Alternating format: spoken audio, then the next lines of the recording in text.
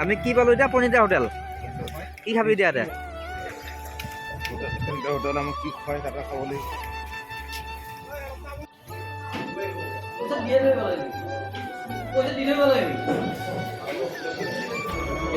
কি কি অৰ্ডাৰ দিলি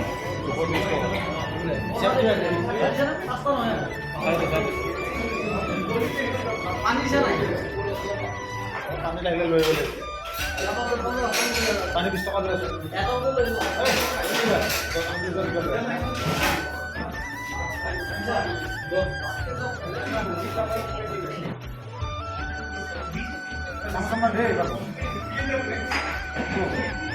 কি